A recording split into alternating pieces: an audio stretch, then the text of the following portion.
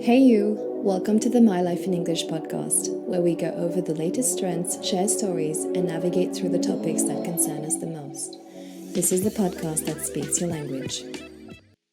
Hi guys, today I'm interviewing my great friend Mel. She's a beautiful person, very happy to be here. Thank you, Mel, for doing this for me. Thank you. It's my pleasure. Thank you so much for inviting me, and I'm so happy in being here with you and talk about a part of my life here in Australia. Excellent. I'm super excited to hear about your experience. To start, I want to talk about how you dealt with missing your family. What was the hardest part of being away from them? Yeah, I think for everybody, the hardest part is always linked with family because, of course, we miss them a lot. But I think I came with my husband. For me, it's not so hard because this I was used to live just with my current family. If I can say this, I don't know, but I usually say no. Now my husband is my current family, but while I've been living here, I had some medical conditions with my family, so I think it was the hardest part. And for everybody, it's the same. I saw many people going back earlier because this, and when we are going to another country, we have to put it in our mind because sometimes things happens and we have to be prepared for this. So yeah, we are in the other side of the world, so it's far. Yeah. We have to prepare our mind for this. Sometimes we miss them and we can't even talk to them. There's the another problem, which is the time zone. It's totally different. Yeah, but we can conciliate, we can balance this. Yeah.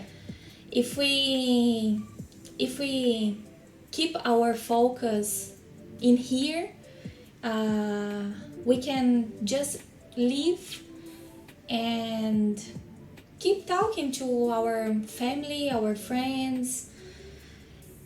And for most part of the people, it's just a period. We are going back soon. Apart from who are coming to stay here, of course. Exactly. Yeah. Talking about focus, I know that you've improved your English really quickly. You went from pre-intermediate to advanced in less than 5 months. Yeah. Do you have a secret? No, I think I'm just a lucky person because I had many good teachers. One of them, you, of course. It was most part of my quickly learning was due to you. Yeah, Oh. and I have to say thank you because this. My pleasure. Really. No, but when I came to Australia, my goal was learning English quickly. So what I did was I saved money, and when I arrived here, I spent my first 3 months studying. And after class, every day I came to home and I studied more, extra studying. So sometimes I was listening to you teaching about some things that I didn't know, and when I came home I studied extra. An example, prepositions. I remember in the beginning I didn't know the difference between similar words like them used with comparative and them to mean next or after. And above, over, behind, beside. So these words were so strange for me in the beginning. I didn't know. I remember I knew just the verb be when I arrived here. No. Yeah, so I think it was my secret. Studying every day, and I could save money before, so it helped me a lot. And just then, when I was more confident, I decided to find a work. Excellent. So you stayed consistent with everything that you did. For 3 months, you had a focus, you had saved money to focus on just English, improving the language. Yeah, and considering I'm with my husband, of course it's easier. Not everybody can do this, I know.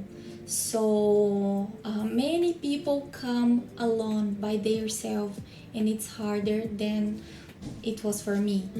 So I have this conscience, but for us, I did that way and it worked. My husband kept working every day. I think for him it was harder because he couldn't study as much as me, and because this I improved more than him. Yeah. Interesting. I want to talk about making friends in Australia. Did you notice any differences in how friendships were built in Australia compared to Brazil?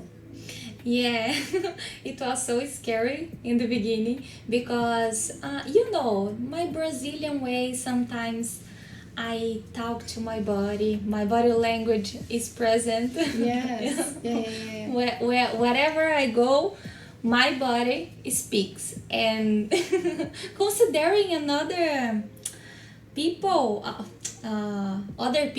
foreign people, Asian people, they are more quiet, more shy. So sometimes I was scary for them, I think. You were scary because Yeah, you're so warm scary. and friendly. Yeah. What advice would you give someone from Brazil trying to make friends in Australia? Just go out. Don't be scared to talk, to make mistakes. Here, I think it's easier to make friends because we are all learning. We all make mistakes.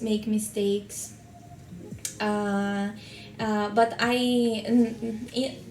even in my best dreams, I could imagine I would have so many friends as I have now, from Greece, Japan, Taiwanese, Chinese, Korean, many foreign people. I've never could imagine how would be great to be here and make these friends.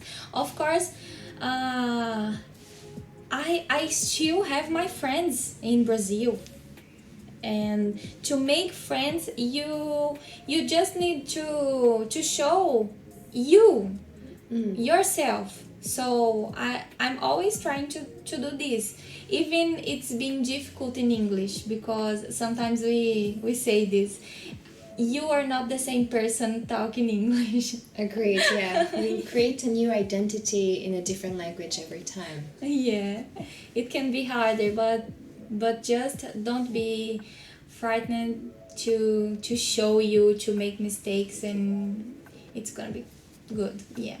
I want to ask you more questions about what you just brought up about the identity. How do you feel you are different from your personality in Portuguese and English? Do you see some differences? Which ones? Yeah, especially because here, I think once I say this for you, I'm feeling a student again, and in Brazil I was teacher. I had forgotten how is it and how good is it. Wow. Yeah, so here I think I'm being more natural sometimes, even in English. I'm being sometimes more fun, but it's difficult to express my feelings because I don't have enough vocab yet. So this part, the vocabulary, it has been my biggest challenge here. I think sometimes I want to express something and I can't. That's it, the reason, because I've been doing different here. Okay, but do you feel you've improved in vocabulary as much as you wanted? Yeah, I didn't create expectations. Stations. Yeah, because I knew it's. I think it's the harder part. The vocabulary, grammar. It's easy to. If you study grammar, you can learn. But vocabulary, we always have new things to learn. Yes. So I didn't create expectative about vocabulary because this. Yeah. And I have to say that when you don't actually have expectations, you keep an open mind and you tend to learn faster. I've noticed that with a lot of people, that the people who don't have an expectation of how they should learn or should look like when they're learning the language, they learn faster if they keep an open mind. Yeah. Thanks, Mel. In terms of job opportunities, was it easier or harder to get a job in Australia than in Brazil? I can say it was the same. Okay. Because for me to get a job, you have to do your best always. It's 80% about attitude. So if you want to get a job, you will. That's my opinion. Of course, we are in an example. We are in the winter now, so the season can make it difficult, make it harder. But even that way, if you have attitude, you can get. It was my case. In Brazil or here, it was same. To get a job, I handle my resumes, and I talked to a lot of people, and I did my best so I could do it to this.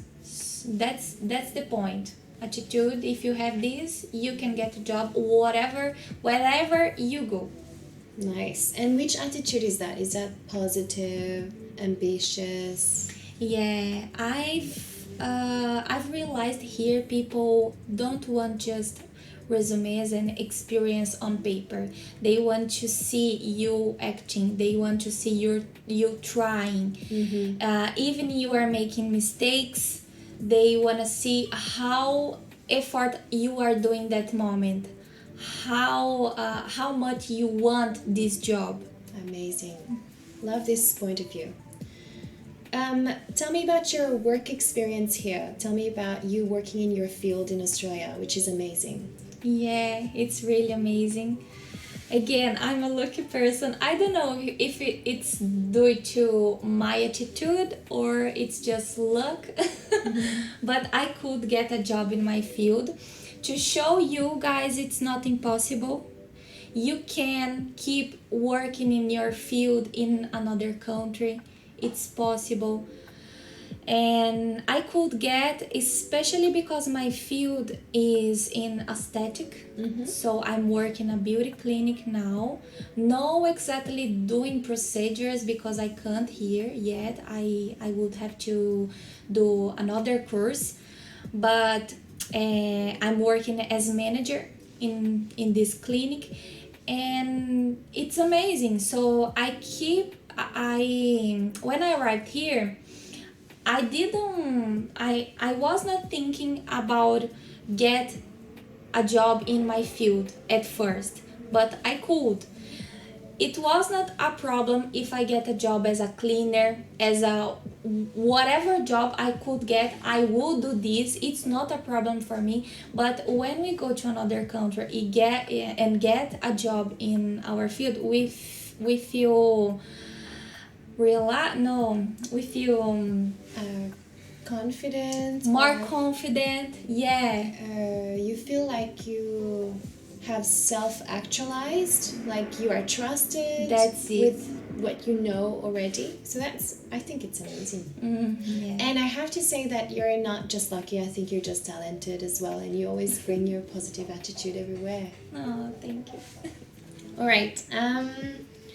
The last part of my questions for you relates to juggling work, study, and social life. How did you balance work, study, and social life here in Australia? Difficult. I think not just in Australia, but to balance all our things in life, it's difficult.